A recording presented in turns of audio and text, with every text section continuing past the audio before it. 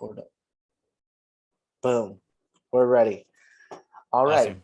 So this interview is going to be all about you, and it's for people that really don't know who you are. And so there's 4 parts of it.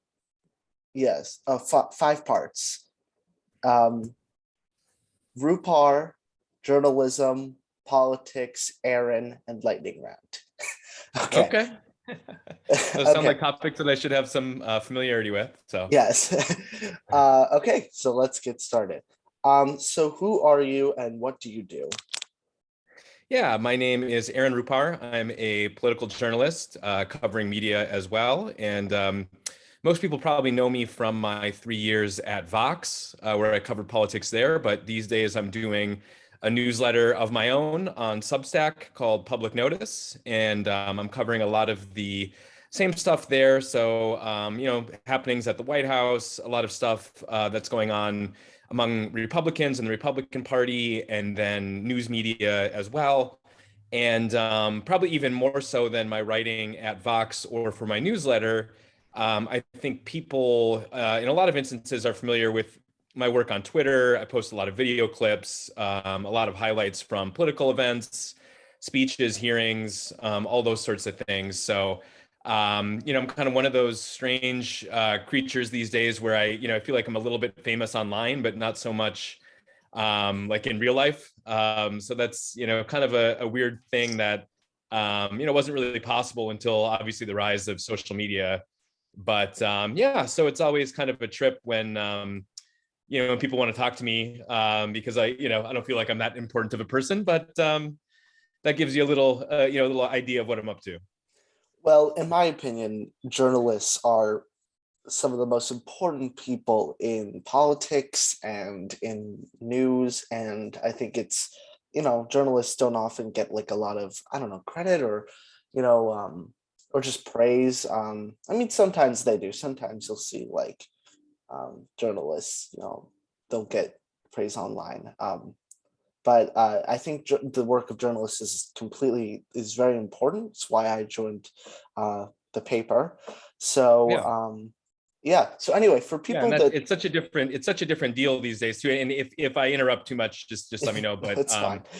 Because I never studied journalism, but obviously, I broke in journalism writing for print publications, and so it's really been kind of an interesting evolution. The last 5 or 6 years, my career really pivoting into like a full-time kind of digital only person, where I haven't had anything that's appeared in print now in quite a long time, probably 6 or 7 years. But the first 2 or 3 full-time jobs that I had were for, print-focused publications.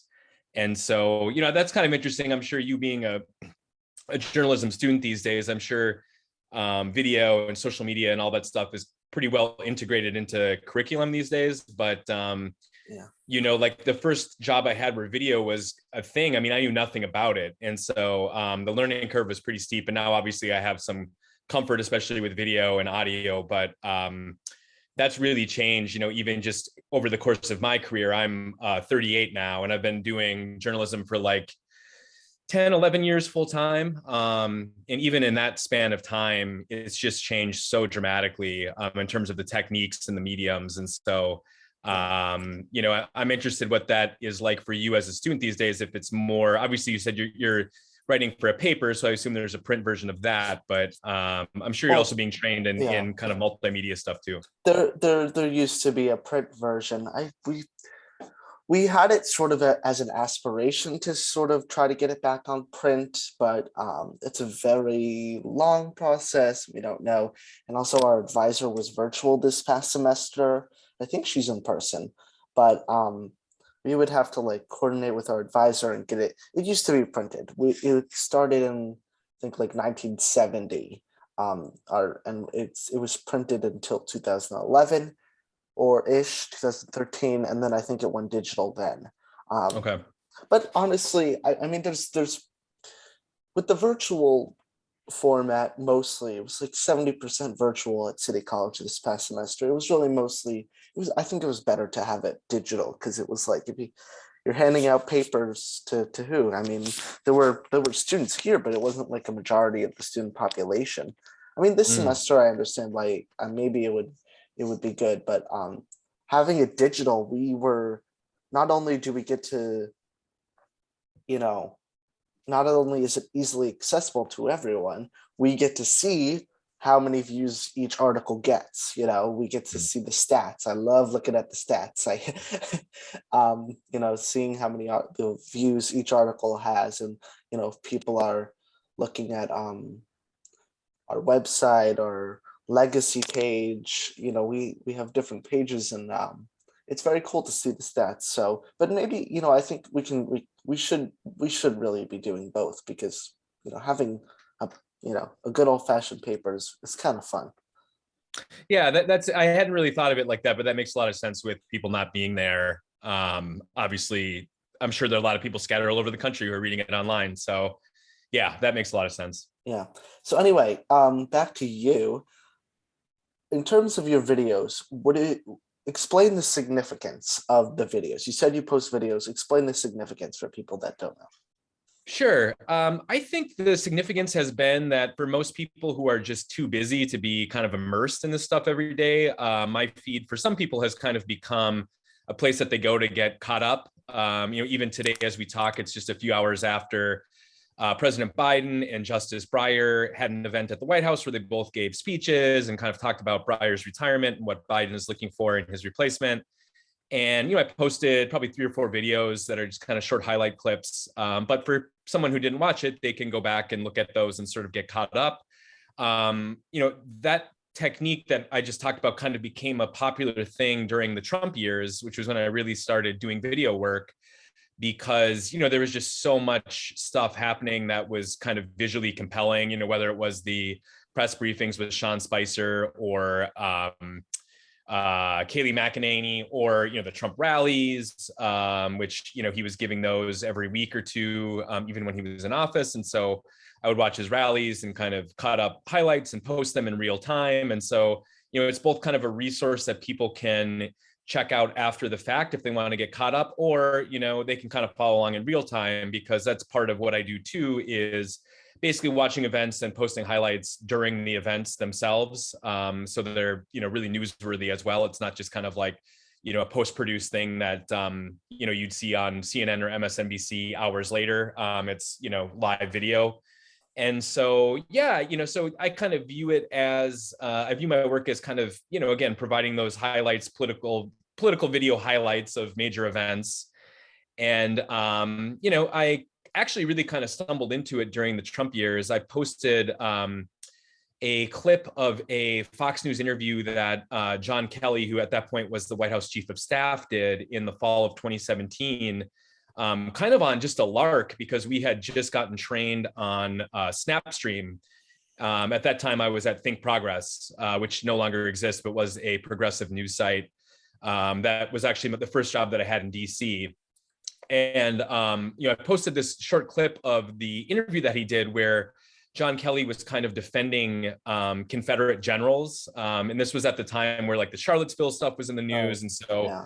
there was a lot of national discussion over, sort of whether it's appropriate to be honoring these Confederate figures, or obviously Trump thought that it was. And so John Kelly was saying, look, I don't think that they really fought for slavery. I thought, they fought for these other causes. And I posted this video because I just happened to catch the interview at home, and overnight it did, like a couple thousand retweets, which was by far the most retweets anything I'd ever posted had gotten.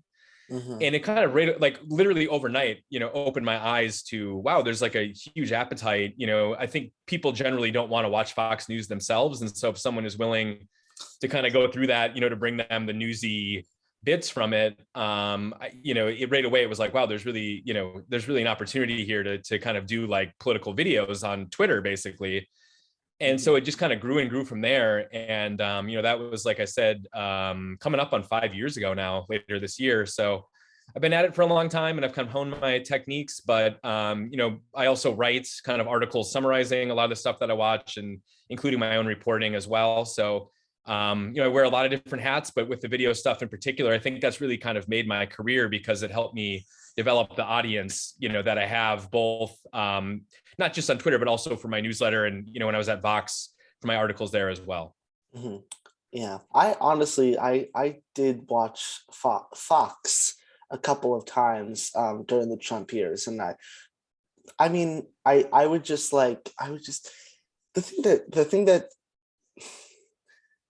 that sort of annoyed me the most was that they would just say something about immigration. I remember specifically watching something about immigration, and it was just speculation, and it was not really too much based in fact. And then they took this one case of this one person, and they said, "Oh, it must all be like this," and the something about the border. And I was, I mean, that's why I honestly, and you post these videos a lot of like actual, I don't know, sort of like debate or hard questioning, like, Chris Wallace style Sunday.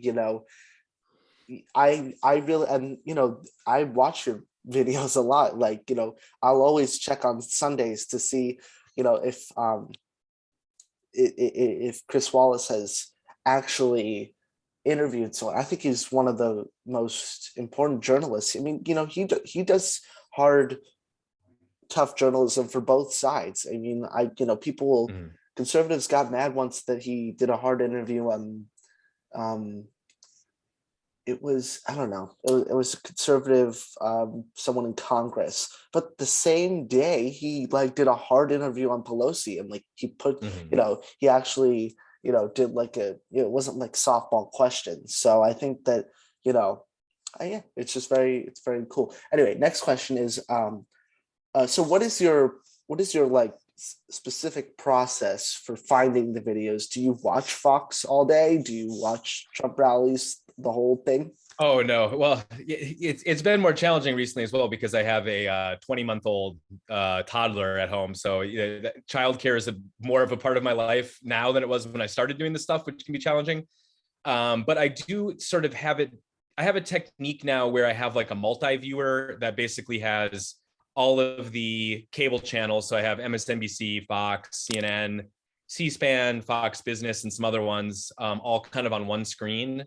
And so I don't know if you've ever actually worked like in a newsroom per se before, but some of the newsrooms, a couple of them that I worked in, actually, yeah, a couple of them, a lot of newsrooms, especially if it's like a digital newsroom, will have TV monitors up all over, just so you can kind of see if there's like a big story on the news, you can tune in.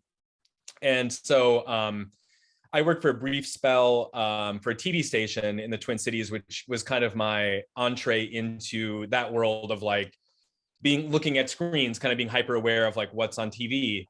And so I still kind of do that now with like national cable news. And so I'll have one window of my computer with like all of the various channels, and then I'll have the other side of my computer where if I'm writing something, I'll be doing that there, whatever I'm doing that's more kind of active. So my eyes are pretty trained. If I see like like a Republican elected official on Fox, or some bit of commentary going on that I want to tune in for, turn the volume up, listen in for a little bit. So that's a big part of my workflow, just like during the day, is just kind of keeping my eye on stuff to see, if there's any like newsworthy events happening, press conferences, interviews, that sort of thing.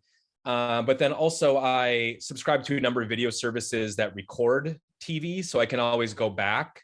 Mm, And if I hear like a half an hour later, like actually a clip that I just posted before we started this interview was of Representative Raskin, who is part of the January 6th committee, mhm. and he went on CNN last night and made some comments about how the evidence is pointing towards Trump not just inciting an insurrection, but actually trying to incite a coup or trying to organize a coup attempt, which is a little bit stronger language than has been used by these investigators who are looking into January 6th.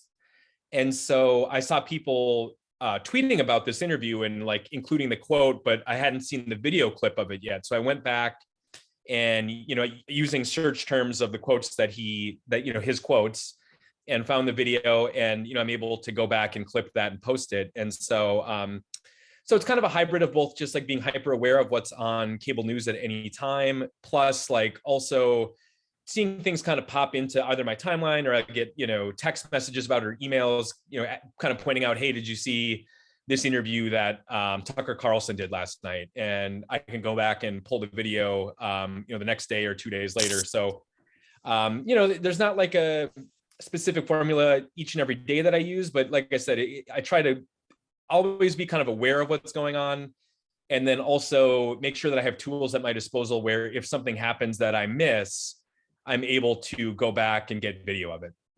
I assume you also, I mean, from what I've seen of your Trump rally coverage, I'm sure you watched the whole thing. Oh yeah, Right? yeah. With Trump rallies, yeah, because so and I'm sure you're aware of this. Like, if you're watching TV and you see closed captioning, it's like a pretty good. It's a good reference point, but it's not like 100% accurate. Like the captions in real time, it's not. You couldn't just copy and paste it and say, "Hey, here's a transcript." And so, especially with Trump, because his rallies are loud and like, he'll kind of say things in like a very confusing way sometimes because he's speaking extemporaneously. He's not reading from a teleprompter. So I feel like with those in particular, if I'm covering a Trump rally, it's really important for me to watch the whole thing. But I do have video services now, and these are like the ones that I have are pretty standard in the industry. And we can talk about that if you want, but it's kind of getting into the weeds a little bit. But I have some video services where you can watch the playback at like, it's like listening to a podcast at extra speed. Oh, I usually will watch at like 1.5 speed or up to 2 speed. So the reason that that's important is if I'm watching a Trump rally and I'm posting a video and I have to like really tune into a specific passage to like quote him accurately, I can fall behind the real-time video and then catch up. So that's really important, for me just to kind of, because like, here's the other thing is that when I started doing this video stuff on Twitter, there weren't that many people doing it. And now 5 years later, there's like dozens and dozens of accounts. There's entire media outlets that kind of do what I do with like video clips online. And so there really is an importance with being quick. Cause like if you post a really newsworthy video a half an hour after 6 other accounts posted it, like your video is not going to circulate. Like no one's going to retweet yours, because it's already out there. And so you want to be quick, but you also want to be accurate. And so that kind of gets back to just having like good tools at my disposal, where I can do both of those things. But yeah, I mean, part of it is that you really just have to be willing to kind of slog through a lot of content. And so, like you said, with Trump rallies, that's one where like some of his rallies are 2 hours long, and then there's speakers before him too. So like, I've spent entire evenings just like watching Trump rallies. Or the other one that happens a lot are congressional hearings. Some of these major hearings are like all day events. And so, and there might only be, 3 or 4 video clips that are really compelling or that are really newsworthy, but you don't want to miss them. And so there's really no substitute, to just watching them. You can always go back and read a transcript later, but you kind of miss things in there. And to me, everything else being equal, I'd rather just watch something, but I only have a finite amount of time. So, that's part of it too. I have to kind of pick my spots, and when I can't be watching something, I do have ways to sort of get up to speed. But like I said, if you're a day behind, at a certain point, it's not even worth posting the video because it's already out there, So yeah. so that's a consideration. So, okay, next question. With your videos, you add humor sometimes. You'll put your own, comments on it. Is it fun to add humor? And what do you think is like the effect of that? Yeah, I mean, I think people like it. It's funny because I have one friend in particular who, when I started my newsletter, he was telling me, he was like, this is your opportunity to really establish yourself as like a serious journalist. Like, I like your tweets, but a lot of them I think, are like too tongue in cheek, or you're trying to be funny. And I think I have a decent sense of humor. I don't know. I mean, it's always hard to kind of evaluate your own humor, but yeah, I mean, I think sometimes you can't help but sort of laugh at some of this stuff, especially watching a lot of Fox. I mean, I was tweeting last night, and maybe you saw this over like, it was on Jesse Waters' show. They were trying to make a big deal over Minnie Mouse no longer wearing a skirt. Like Minnie Mouse is now in a pantsuit instead of a skirt. And so but they were having like real segments where they were doing interviews and like pretending to be upset over this because it's, part of this whole like culture war thing of like woke culture where we can't have Minnie Mouse in a skirt because it's too suggestive, And so I posted some tweets that were kind of like humorous, like basically kind of making fun of this, and that's all you can really do, right? Because if you were to take it seriously, you would, I mean, it'd be just absurd. And so that's kind of part of there's a lot of absurdity in American politics these days, and some of it is really scary and dark, and sometimes you can have a laugh over it. So I think to kind of keep yourself sane, it's important to maintain a sense of humor. And that even applies, I think, sometimes to stuff that Trump does, although you don't want to make too much light of it. But I mean, there are parts of his rallies that are unintentionally hilarious sometimes. And so, like the whole thing with him being serenaded off the stage by YMCA, which was kind of this like gay culture hookup song back in the day originally. Like that's what it is, but which is a very odd fit for Trump. So there's kind of there's a weird sort of like irony there with him using that as like his theme song. And so Yeah. I'm always kind of mindful of moments like that and sort of pointing out the humor in some of this stuff. Granted, I mean, again, these are issues in some cases that like Trump is like a very threatening figure to many, many people. If you're an immigrant or even if you're a member of the LGBT community, any sort of marginalized community, like it's it can be scary, the fact that this guy was president and like might run again and could be president again. So you kind of have to find that you have to walk that line between being crass or making light of things that aren't the sorts of things that you should be making light of, while also like trying to have some fun with like the flood of bad news that can be American politics these days. So Yeah. it's not ever something that I intentionally set out to do, like, hey, I need to try and make people laugh with some of the tweets that I post, but I just think it's part of like my voice on Twitter and I have fun with it. And that was kind of part of the fun thing with going solo as well, is that I no longer have to worry about kind of like representing a big institution. I can sort of do my own thing online, and that's kind of liberating too, because I was lucky at places that I worked, like at Vox, they were very loose with social media stuff. Like they really allow people to kind of be themselves online. But there's a lot of big outlets that have very like strict policies about what you can and can't tweet, and things like that. And I'm fortunate that I'm at a point in my career where I no longer have to worry about stuff like that, or at least I don't have to for the moment. So yeah, I mean, I appreciate that you enjoy that. I try to have some fun. And it's just, it's conversational. Again, I'm not like trying to meet like a daily quota of jokes, but especially when you're watching a lot of Fox, OAN, and Newsmax, like the jokes kind of write themselves sometimes, so. I saw, like, I just have to bring up, for the people that like don't know that like your kind of comedy, I just saw like one of the funniest tweets I've ever seen. Like I guess from like a really like political person. Oh, where is it? It was recent. It was like, I'm not gonna find it. Oh, here it is. So it was from last night. It was war, disease, social breakdown, political gridlock, Minnie Mouse wearing a jumpsuit suit. It perfectly sums up everything. Anyway. Yeah, no, thank you. Again, perfect. Yeah, I mean, that was one of those ones where I'm at home, because Jesse Waters, he has this new show on Fox, and like Fox's ratings are absolutely insane. I mean, like millions of people are tuning into these shows, and so that's kind of the thing too, is that it's kind of a fine line where like I don't want to promote what they're up to, because it's obviously like really corrosive stuff, and so it's not like I'm setting out to like sort of provide free advertisement for these shows by tweeting about them, but like millions of people are watching these shows, and so I think it's worth being aware of what's going on. I mean, not to mention there's such a direct pipeline between Fox News and the Republican Party these days, where you really kind of have a hard time understanding sometimes what Republicans are talking about when they're talking about like Hunter Biden's laptop, or any number of like whatever the conspiracy theory of the day is. I mean, last night the big thing was that Biden is being kind of like a reverse racist by appointing a Black woman to the Supreme Court. I mean, that was like the big talking point, was like this, if it's affirmative action and they might not even be qualified. He's just trying to check a box with this thing.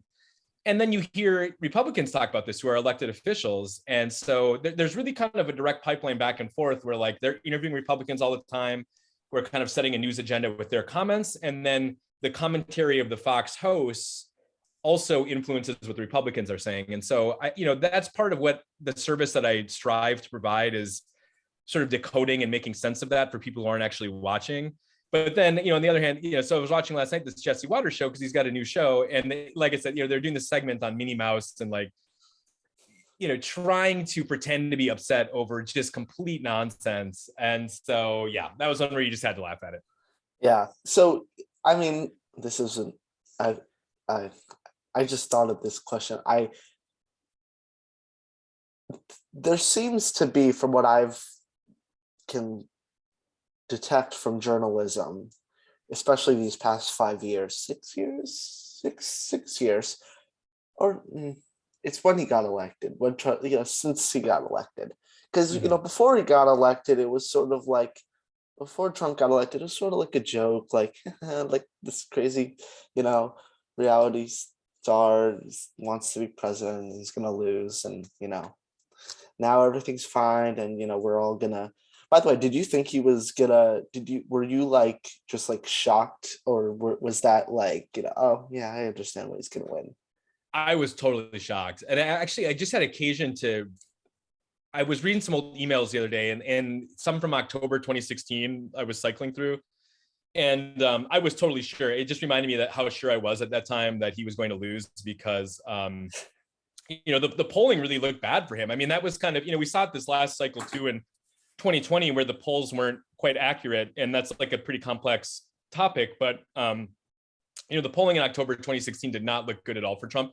So I think that was part of it. But I also think probably like a lot of people, for me, there was a little bit of a sense of denialism about it, where it was like, there's no way he can win. Like, he can't win.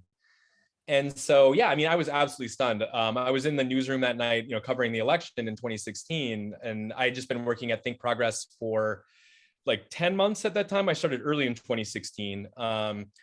And I just remember being like totally stunned to the point where like we had like the whole staff there. It was like all hands on deck to cover the huge election. But I remember like I ended up like not really writing anything and just like kind of going home, which like a lot of people did, because I think people were just sort of in like a state of like disbelief over it. Yeah. And it took, I remember, man, this is like a very random memory, but I had tickets the next night to a Washington Wizards NBA game. And I remember I ended up not going because I was Oh just my like so God. bemmed. I remember just kind of being like, oh, I don't even want to go. Like I just sort of like shut it down for a few days. And Yeah. then slowly everybody, well, at least I shouldn't say everybody, but like, slowly people came to terms with what was going on. I'll tell you what it dawned on me. What it sort of where I sort of came to terms with it. It was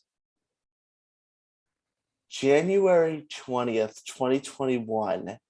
And they said, Donald Trump is wrapping up his first term in office. And I was like, Donald Trump was president? Yeah. What? The guy from The Apprentice? Hold on, wait, hold the phone. Donald Trump? The real estate guy? He was president? What? Yeah. Because I feel like it's like way two different people. It's like the guy who's on TV and then the guy who's just, who started in 2015. Anyway, the question that I wanted to ask was, you see, when Trump got elected, there was this sort of, I don't know how to say it, numbness to his sort of, his style. And it sort of just became normal. And it sort of became this two-sided thing where in journalism, where it could have been like, we are not going to cover what he says. We are not going to, talk about what he says because it's crazy. But at the other time, on the other hand, we need to cover it because we need to make sure it's not normal. We need to remind everyone that this is not normal. And you seem to be taking the side of we're going to cover it. We're going to cover it, all of it, every single part, because it's important to pay attention to. And do you like, I guess, agree with that philosophy? Yeah, I mean, it was a really easy choice for me when he was president because, what the president says inherently matters because he can execute a lot of policy just via executive actions. And, when you have that level of power as like the top elected official in the country, kind of overseeing the federal government, it just, what he says matters. Now, that's not to I think where a lot of journalists got into trouble is where you're just quoting him verbatim, and he's lying. Like we saw this a lot during COVID, right? Where, Trump during that one news conference where he was talking about like, I'm trying to use the specific words that he used, but his comments about basically swallowing bleach. He said something about like, oh, if you take the Yeah, disinfectant inside and then have it sunlight knocks it treatment. out. It knocks it out within a minute. That's what he said. Yeah. So, it was clear what he was talking about. And so I just didn't want to misrepresent what he said, but like, that was an instance where if you were a journalist who just quoted what he was saying and didn't try to fact check him, or if you didn't know, like you might, a lot of political journalists aren't experts in public health or in chemicals, so that was always kind of, and it's still a challenge with Republicans more broadly these days, where you just can't trust that they're not trying to manipulate you by saying something that is incorrect, but it can help them if journalists just sort of credulously report it out or quote them. Yeah. And so I think that was part of the thing that I always tried to do that kind of set me apart in some ways. I mean, there are other journalists doing this as well, but always being cognizant of the need to take everything that Trump said with a grain of salt and be prepared to look something up or, express credulousness in the tweet that you were posting or whatever you were writing, the need to fact check him. And so now I think it's a little more complicated that he's no longer in power because he doesn't have that, the built-in meaningfulness of the office of the presidency is no longer associated with him. So when he's releasing all these statements now, smearing people, saying the election was stolen, lying about that, I try to be very selective in what I write about him these days, because I do think that him insulting someone is not really news. I mean, if he's calling, if he's That's calling Mitt Romney a rhino or whatever, it's like, I don't really see any need to amplify that, because like there is a sense in which he's banned from Twitter, and they banned him for very specific reasons because he incited an insurrection, an attempt to basically overthrow the government. And so, if you're just out there reposting all of his statements, you're kind of tweeting for him. He's kind of using you to tweet, even though he can't himself. And so it's a really complicated and I think kind of like fascinating topic in journalism these days.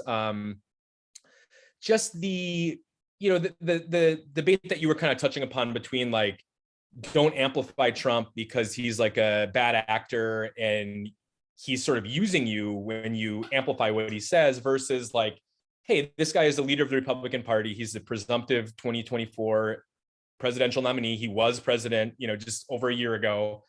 And so it's kind of a new thing, because I don't know if we've really had a politician on the scene.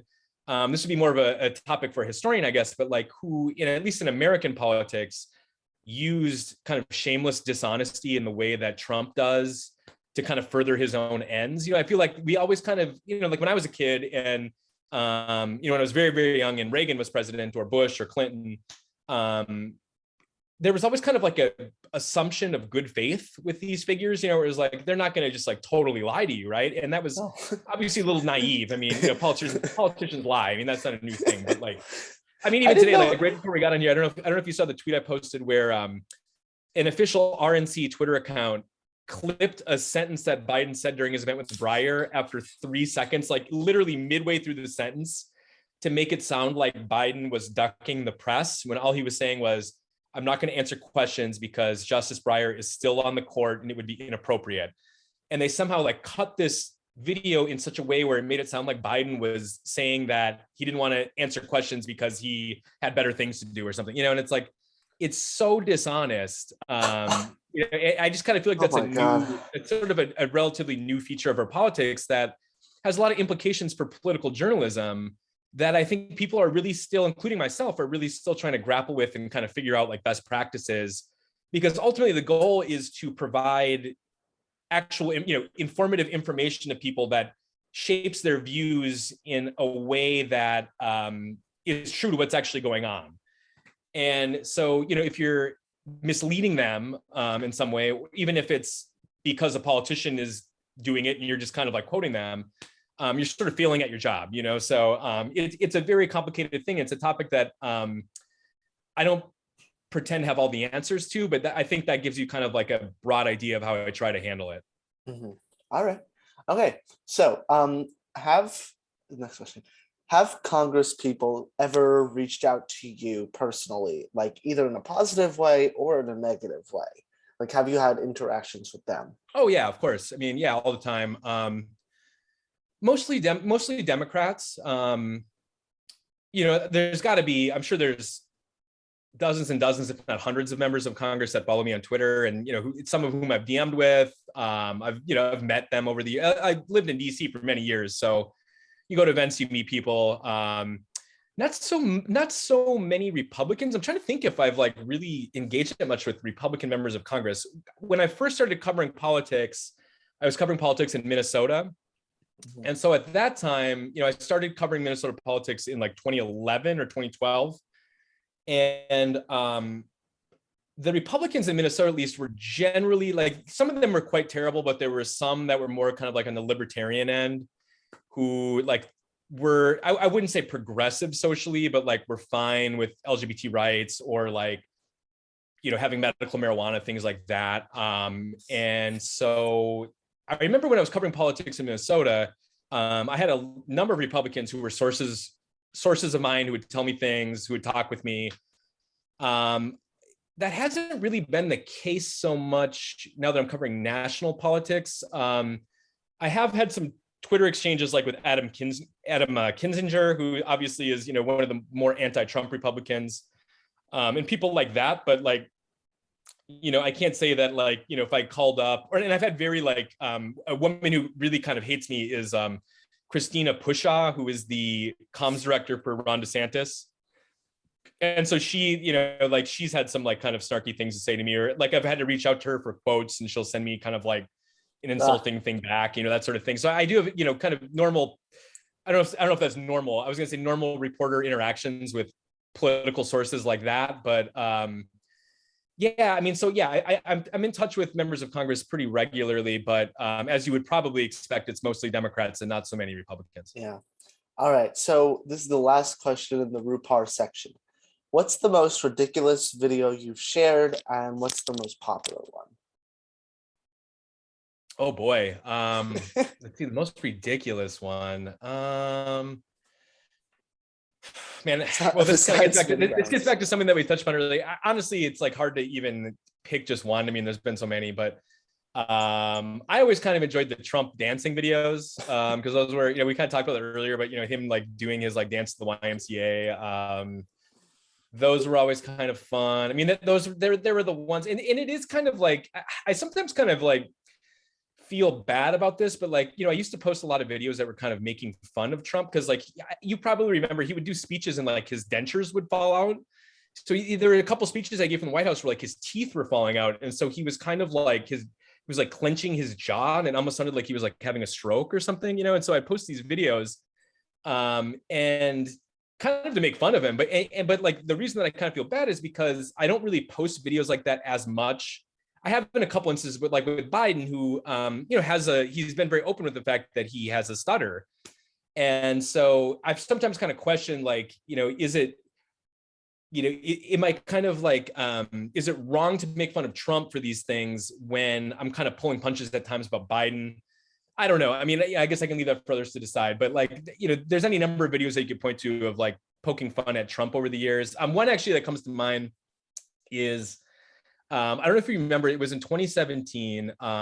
Trump gave a speech to a Boy Scouts group where he talked about a friend of his who lived on like a sex yacht, and he was kind of using like euphemisms. Anyway, I posted some videos of this because like he was telling a story where he was very clearly talking about a friend who he was kind of not directly saying this, but was kind of alluding to the fact that this guy lived on like a sex yacht, basically. It was kind of trying to like crack jokes about this to a group of Boy Scouts.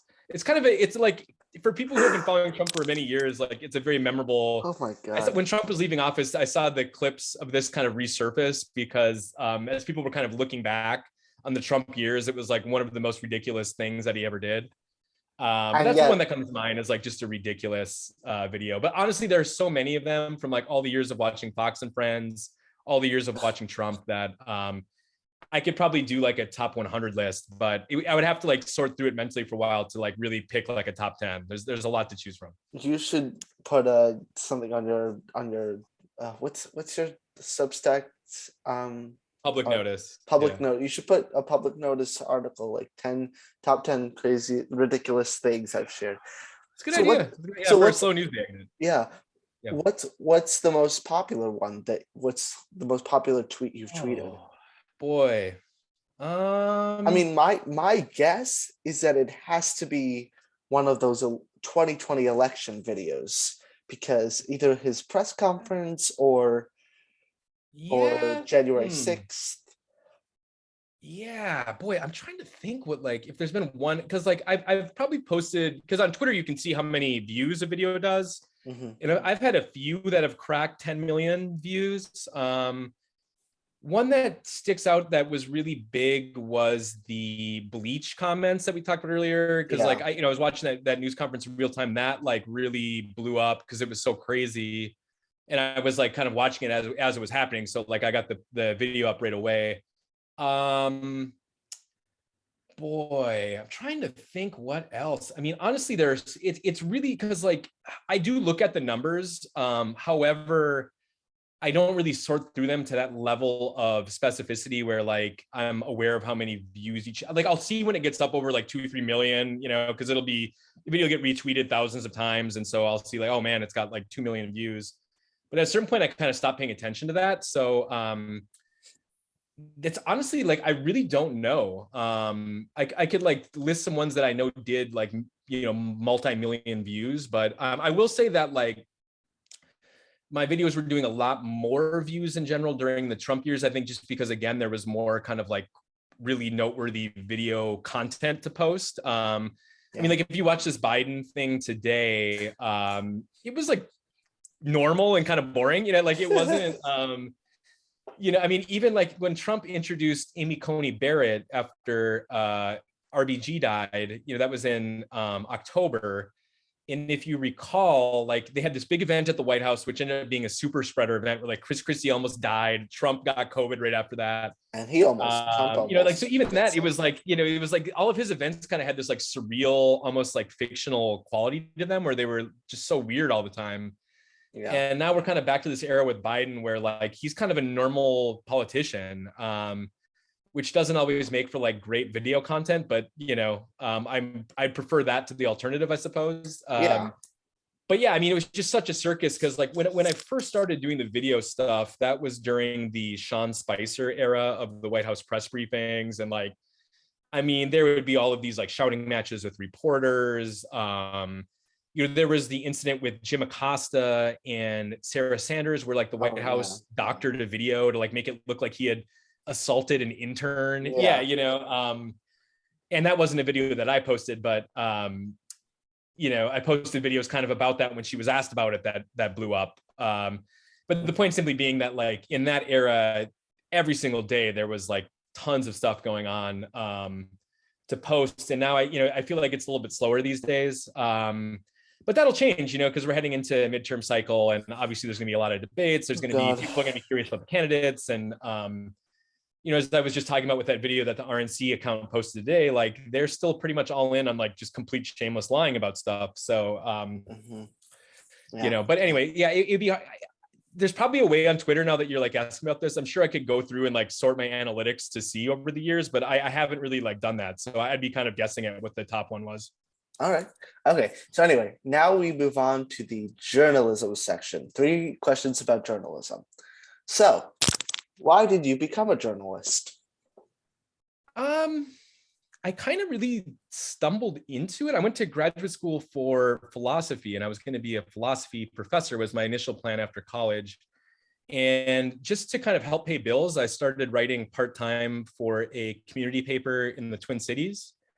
And I seem to have like a pretty good knack for it. Like I basically would have to go to like city council meetings or like planning commission meetings for like a suburban community and just write about like what the city news was. and call up like council members, get quotes or an interview, that sort of thing. And I enjoyed it. I just thought it was kind of fun. And, you learned about a lot of different topics. And it was kind of satisfying, because like when you're an academic, you're writing a lot of stuff that like maybe 5 people read, like other professors will read, or, in some cases, your colleagues who were in grad school with you. But I found it to be really satisfying to actually write for an audience.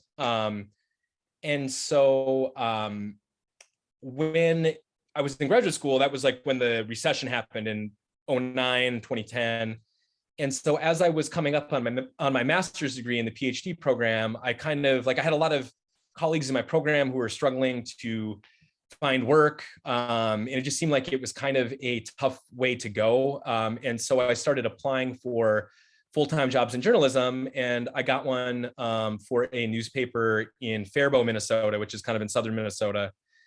And I was only there for a few months. I actually kind of really disliked living there because it was in like a kind of rural area. So as quick as I could, I got a job back in Minneapolis. But anyway, the point simply being like I kind of worked my way up the totem pole, and ended up in DC, about 5 years after that. But actually the job that really kind of made my career was writing for an alternative weekly paper in the Twin Cities. That was the first job I had where you could kind of write with a voice and like with some humor and stuff like that.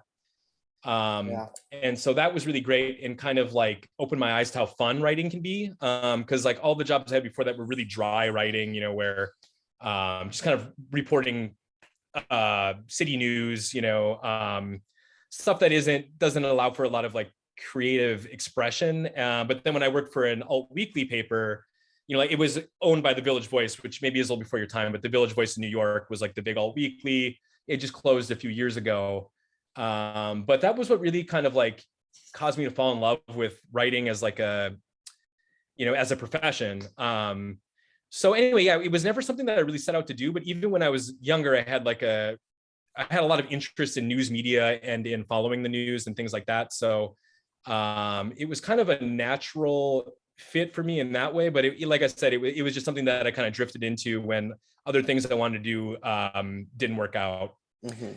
Just pardon me for 1 second. I just got to make sure that my wife is watching our kid. Yes, I'll pause the boom. So you answered the second question, what was going to be your job if you didn't end up posting video. So the third question is, there's 5 questions. Sorry. Sure. This is the second of 4. What do you enjoy more, posting videos with commentary or writing full articles? Ooh, I mean, definitely writing full articles is a lot more work. It kind of depends what day you ask. In some ways, I actually kind of enjoy tweeting more because it's just it's easier, I guess. I mean, like I feel like you can kind of be funny and informative, like in 280 characters or less. But obviously, if it's like a more complicated topic, you need longer form to do that. And sometimes I really do enjoy that. But I'm sure, even you, like when you're in school, I mean, it can be a real slog to put together like a full article or a paper. If you kind of are in the right mood for it, it can be rewarding and fun to do. But there are times where, if you're having like a writer's block, where, especially these days, because I do a lot of my work after my kid goes to bed, so I'm up late. And, if you're kind of struggling to put something together at like 11 p.m. and you got to get up the next morning, it's, that's not a fun place to be. Or, in school when you have to write a paper under similar circumstances, that sort of thing. So it kind of, it sort of depends on what I'm trying to write. But like, I will say this, like writing a tweet never feels like work. It feels like fun. Writing articles feels like work sometimes. It's pretty hard to make a living just tweeting. I mean, there is kind of like, I view part of what I do as a journalist as being, providing that additional explanatory depth that you can really only do in like a long form article. You can't really do that, in a tweet or even like in a thread of tweets. So yeah, I mean, I think both are like obviously necessary, but if the question was like, either you can only tweet and never, you can tweet and never write an article, or write nothing but articles and never tweet, I guess I'd probably have to actually choose writing articles because, Twitter might go away. So I wouldn't want to say like I can only tweet because then I'd be done at a certain point. But like I said, I mean, putting together tweets never feels like work, and writing does feel like work. So yeah. So, okay. So this is two questions in one. How did you get your job at Vox? And if you don't mind answering, why did you leave? Oh, sure.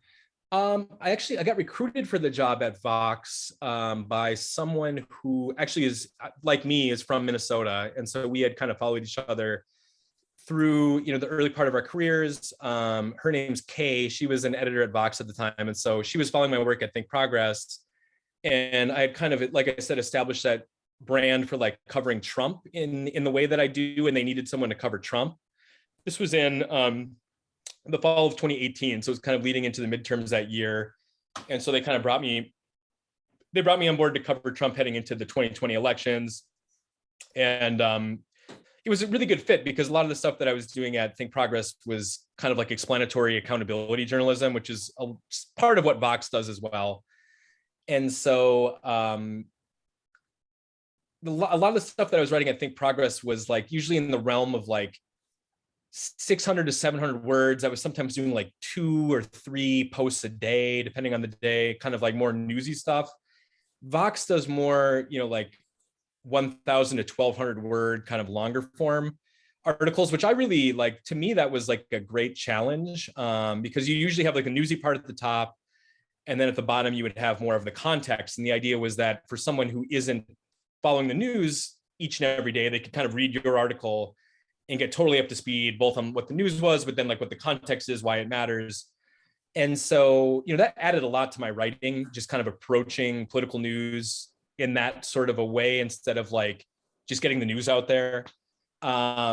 So it was actually a really tough decision ultimately to leave Vox because I really enjoyed my work there. But Kay, the woman who hired me, she left, and a number of other people left. I'm sure people who know like Ezra Klein or Matt Iglesias, they left. It felt like the whole kind of like founding generation was moving on, which is a pretty common thing. Unless you're at like the New York Times or the Washington Post, like a lot of these kind of like, I don't want to say second tier, but like the non-elite media institutions, like there's a lot of churn because people do good work, they get other opportunities to move on, and you sort of advance in your career.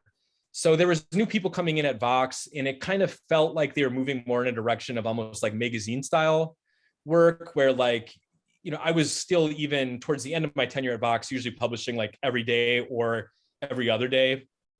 And it kind of felt like they were moving more in a direction of like, let's have people do one story a week that's like 2,000 words, that's kind of like almost a magazine style piece, which like, I think that's really important work.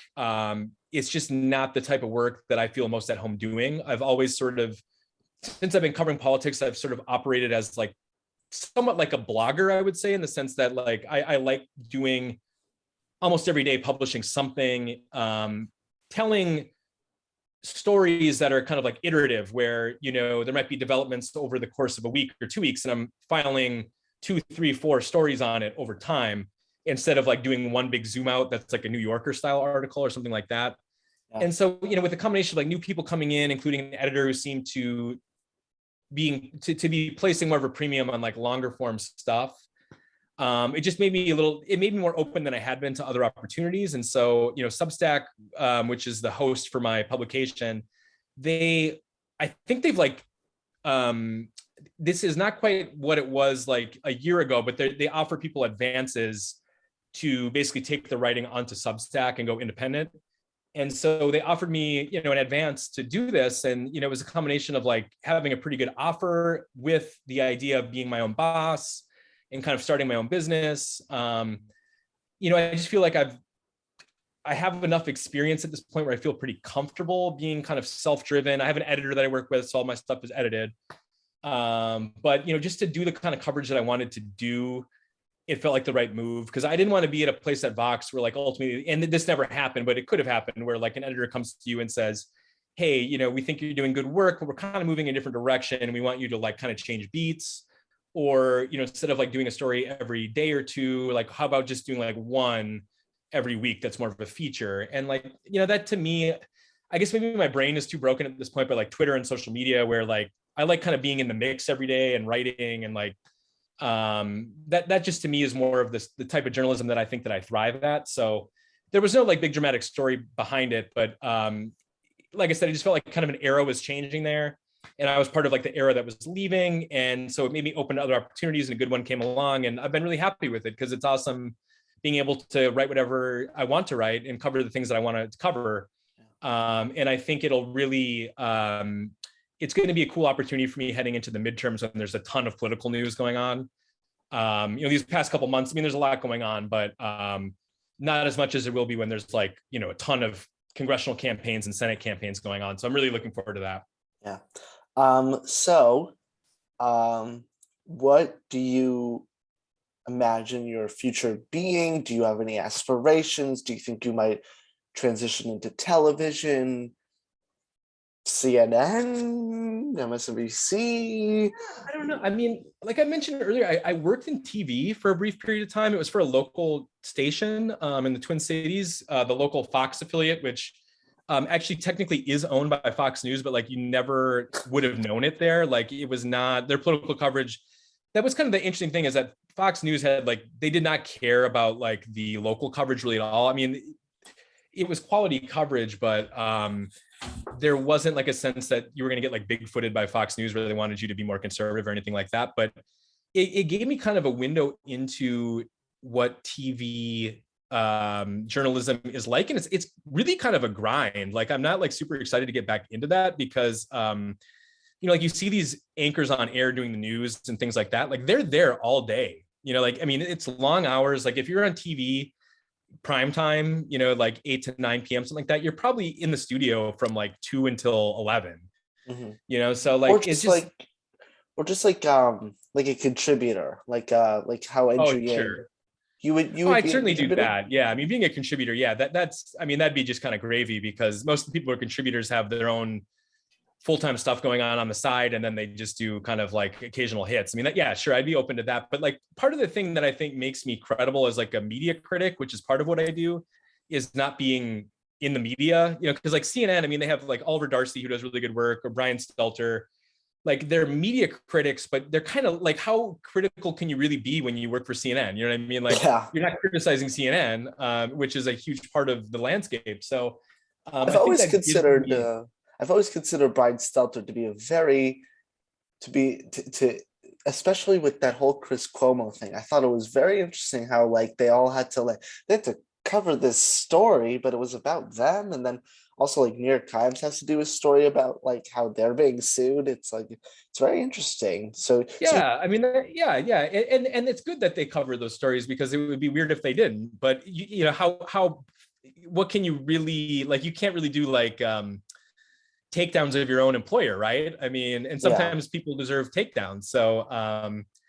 So it gets, so I enjoy having that perch, kind of like from a place of independence where I don't have to worry about those sort of conflicts. And because I'm comfortable where I'm at and I'm not really seeking work like that, I don't have to pull punches. Cause like, you'll see a lot of good reporters who are hesitant to criticize big media outlets because they might potentially work for them someday, so not to say that I never would, but it's just not something that's going through my mind when I'm writing stuff these days or putting together articles. So I don't really know in that respect. I mean, so this advance I took from Substack lasts through next October, and then part of the deal, they give you an advance and then they take a big cut of the subscription revenue. So after I get through that period of time, I'll get 90% of the subscription revenue. And so I want to see like how that works and if that's like kind of sustainable long term, and we'll kind of just play it out from there. But like I would be pretty surprised if I ended up doing something different between now and 2024. I think where I'm at right now is a pretty good place to be covering this next presidential cycle. And then beyond that, I've never been like a huge like long-term planner like that. Certainly I was very thrilled to end up at Vox and kind of get recruited to work there, but it was never really in the plans for me, at my own plans at least. And so I'm not really sure on that, but the one thing I will say when you mention TV is that having worked in TV, man, like again, like people kind of tune into local news. I think these anchors have like easy jobs, like it's a grind for sure. So I'm kind of disabused. I mean, even a guy like Jake Tapper, like you see him on there. Like he was on just this week, he was on Jimmy Kimmel's show one night. And then the next like 16 hours later, he's on CNN like anchoring, and then he's on like the prime time as well. I mean, these people are like working all day. So I'm not like super, that's not like a dream for me to like get back into that rat race, but I don't know. I mean, it feels really good right now to be independent, and we'll just kind of see where the future leads. All right. Okay, now on to politics. Questions about politics, and I hope All that you right, will. I got to, but just a heads up, I got to be done by 4 o'clock your time, so that's what, like 15 minutes. So 15 minutes. Okay, so you know what? We'll do it. We'll do. I had planned for lightning round, a lightning round. So we'll just do politics and Aaron as a lightning round. Okay, okay, here we go. What do you think will be the most important issue for voters in 2022? I would say so it's either COVID or the economy, and I would say probably right now my sense would be COVID, where if things are more normal by next fall, I think that'll really help Democrats who are in power right now. And if we're still kind of living in this mode of like having to be really worried about going out in public, getting sick, feeling like there aren't enough tests to go around, that sort of stuff. I think the thing that really like helped Biden early on in his term in office was the great vaccine rollout that we had, and like cases going down, just things feeling more normal after, a year plus of being quarantined, basically, or at least many of us were quarantined. And so I still, both are the COVID situation and the economy are obviously very interconnected. And if you look at polling, I think generally these days the economy is the top issue that people say they're most concerned about. But my sense of things is that if we get through this Omicron wave and things are more normal in the summer and fall, I think that'll do more than anything else to help Democrats who are trying to stay in power. And if the country is still feeling pretty chaotic, and there's a lot of anxiety about getting sick, going out, that sort of stuff, I think that'll help Republicans. So that's my sense. But I think you could argue that, just economic conditions as well. I mean, obviously inflation is a big one right now for a lot of people. There's only so much that politicians can do about that, because a lot of it has to do with the global pandemic and the supply chain issues and things like that. So those would be, to me, 1 and 2 in some order, and I guess I would lean slightly towards COVID being the most salient one. All right. Okay, so just make sure to a minute and a half answers for these. Do you think people running for Congress or governorships or whatever, who believe the election lie will or can win in the midterms? Definitely, absolutely. I mean, I in red areas, if you're talking about red states like South Dakota, North Dakota, Wyoming, even West Virginia. I mean, it's a litmus test for any Republican who wants to be in office these days, is at least paying lip service to the idea that the election was stolen from Trump. And so I think actually it's going to be more the exception. I think there's going to be very few Republicans who won't run for office on the idea that the election was stolen, or at the very least that there was massive fraud. So because otherwise, like, Trump won't endorse you, and Trump will actively campaign against you. And I still think that's a very crucial factor, him being the most popular Republican nationally these days. So yeah, I mean, absolutely. I think it'd be very hard to get elected as a Republican in a red state if you didn't buy into the big lie. I mean, that's not to say that these people actually believe a lot of the stuff that they're saying, but it's kind of like it's sort of the one thing that Republicans stand for right now, really, to kind of boil it down. So yeah, I mean, I think absolutely. Yeah. So what do you think will be the strategy of each side? What do you think each side will focus on and do in the midterms? And do you think it will work? I mean, I wrote an article and I said that I think Democrats, if they don't focus on the fact that Republicans tried to overturn the election, it won't work, because voters will just forget about it. But if you keep on reminding voters, hey, this person who we're running against tried to, overturn the election, I think that then voters will sort of realize that. And even I knew Republicans that were upset about what Trump was doing, and they've sort of forgotten about it now, because it's not in their brain. But they were excited about it then. So what do you think briefly each side will focus on? And do you think Democrats will use this strategy? Yeah, I think you're totally right that one thing that I think Democrats kind of lose sight of is that you have to frame the stakes of the election in the sense of, there's one side that's basically trying to end democracy, and that's a really important thing. And I think there's kind of a temptation sometimes among Democrats to sort of feel like that's a tangential issue. People are more focused on pocketbook issues, and and those are important as well. But like, to me, the way to frame this election is a choice between authoritarianism and democracy, because that's been demonstrated. And if we don't have free and fair elections, these other issues aren't going to matter as much. If we don't have elected officials who are responsive to voters, then a lot of the kind of bread and butter issues that people care about, there won't be a mechanism to have policy changes to address them, right? So to me, that is the most important contrast that Democrats can draw. Them being the party of free and fair elections, and Republicans being the party of trying to overturn elections, which is not hyperbole to characterize it that way. And I think we saw, like in 2018, that cycle where, making that election all about Trump was very successful. Circumstances have changed now that he's no longer in office, but because he is still kind of like a kingmaker for Republicans, and his endorsements are going to be decisive for these primaries that we're about to head into here in the spring.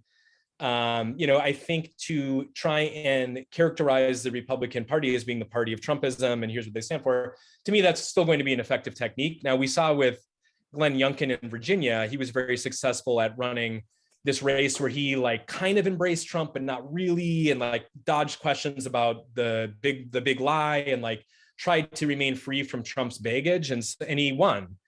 And so I think Republicans will probably get a little savvier as well in like finding ways to still appeal to the Trump loving base of the party without fully embracing Trump and then being painted as like an authoritarian. So it's going to vary a little bit. Yeah, it's going to vary like on a case by case basis a little bit too. I think with Youngkin, I think the biggest problem was that we did sort of, I think Democrats really did sort of in the public, like, everyone, Biden said he's a Trump, he's a extreme, he wants to overturn, he believes the election lie. He didn't. And that's just a fact. Democrats can pick their battles, if they don't, then Youngkins are going to win. And well, Youngkin was good. Youngkin was very good at reframing the big lie stuff into more anodyne, like election security, this idea of like, oh, we need voter ID, and sure, there's voter fraud. So we need to address it, even though like there is like, there might be like 4 or 5 instances of voter fraud out of like 10 million votes cast. Like that's not really what Republicans are talking about. They're talking about election fraud. Yeah. But yeah, Youngkin, I think you kind of touch upon the important thing, which was that he was skilled at sort of reframing the big lie in a more palatable way, that like didn't totally alienate moderate voters. And so that's going to be a tricky thing for Democrats to contend with in purple states like Virginia, where some Republicans at least are skilled enough to kind of walk that tightrope. Not all of them will be able to do that, but I think he kind of provided a blueprint of like how you can win while not being like a total Trump fanatic. Yeah, and not selling your soul. Anyway, so one more politics question and then a lightning round. Any predictions for 2024? Biden versus Trump, Kamala versus Cheney. What do you think? I mean, I think barring some sort of like health issue, Biden will be running again. Like, there's a lot of like that gets kind of kicked around where it's like, Fox News had the thing last week where it's like, maybe Hillary Clinton will run. It's like, no, why, like, oh God, it may not be like his approval ratings right now don't look very good for him, but I have a hard time imagining him not running. That would be very surprising to me.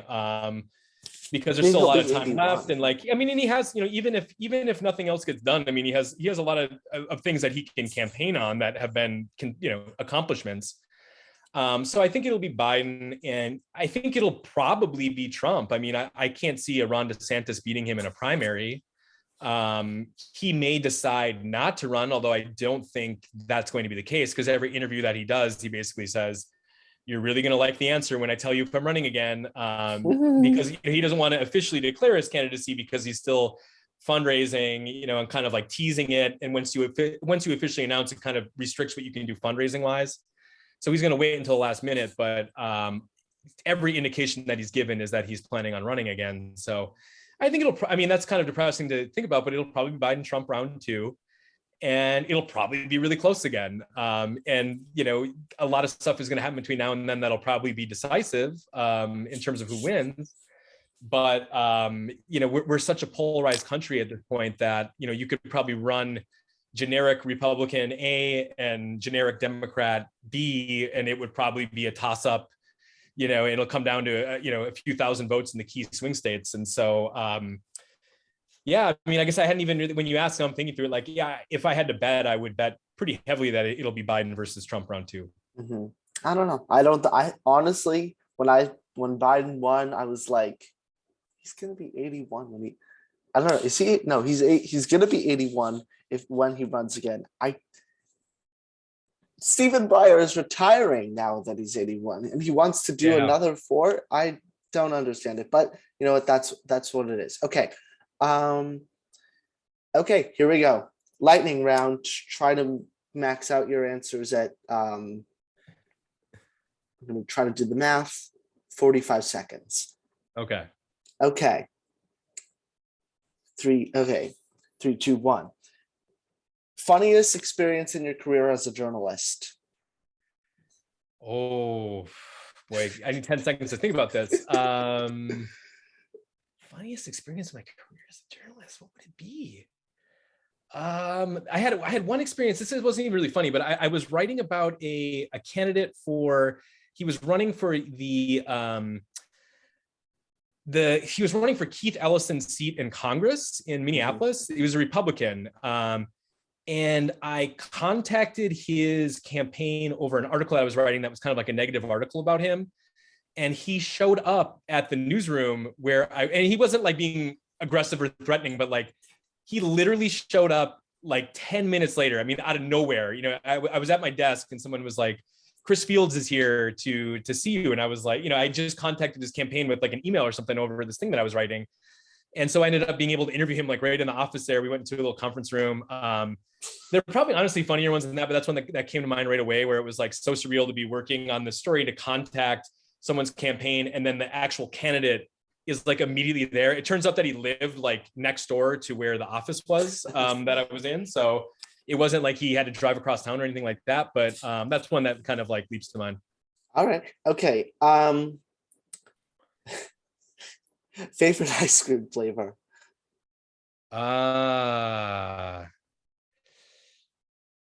Probably like Snickers ice cream, I guess. That's one.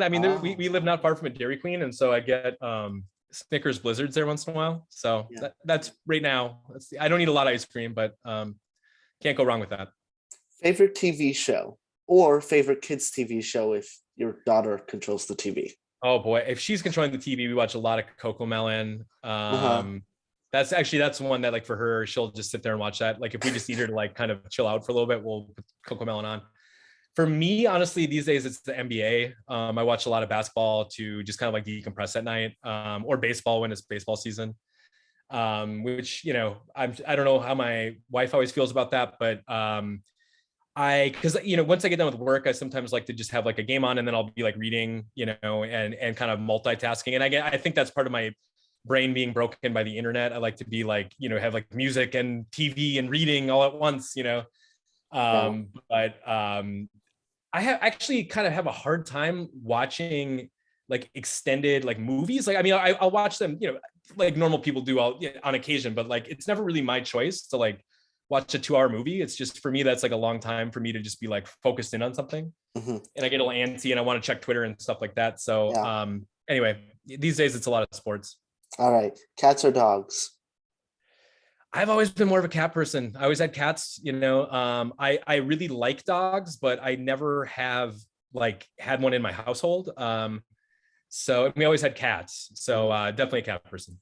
Will you ever get a TikTok? And what are your thoughts on that? Oh, I think some people are great at TikTok doing it for like news purposes. Like, I don't know if you follow Matt Negrin. He's a Daily Show producer, but he's really good on Twitter. But his thing that's kind of unique is that he does TikToks where like he explains misinformation to the TikTok generation. And so, he's probably roughly my age, like in his mid 30s. But he's really good at it. And then they're like really funny, but also really incisive and insightful about like what's going on in Fox News and why it's bad, basically. Yeah. So I kind of look at him as like a model of what you can do on TikTok, but honestly, I don't really see it for myself. I just don't really feel like there'd be a lot of upside for me, like spending the time to get good at it. But I would never say never.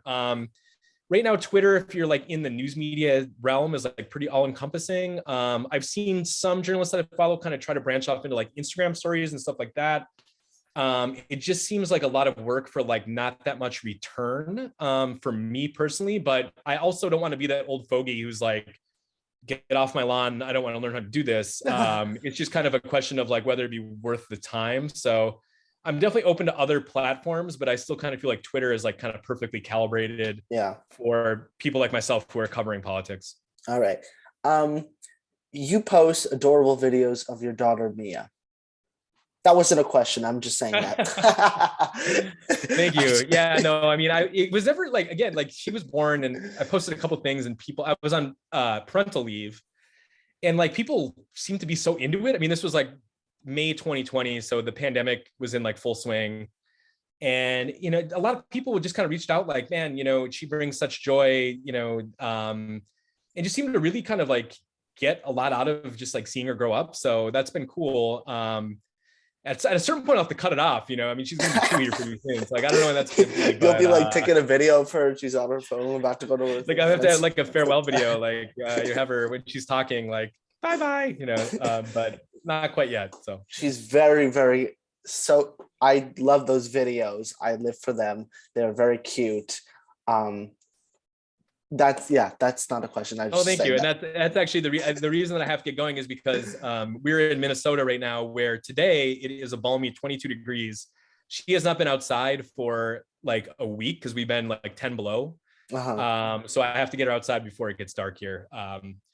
So that's right. The only reason it's been, and that's, Max, it's awesome chatting with you. And I'm like very honored that you would want to take so much time talking to me. So please like keep me in the loop, if this ends up online or however you end up using it. I'm very curious to see how that turns out, and good luck, with all your studies and stuff. And we'll definitely stay in touch. Thank you so much. Yeah. All right. So thank you, Aaron Rupar. Yeah. I'll see you on Twitter. Sounds good. Okay. Thank you so much. Bye.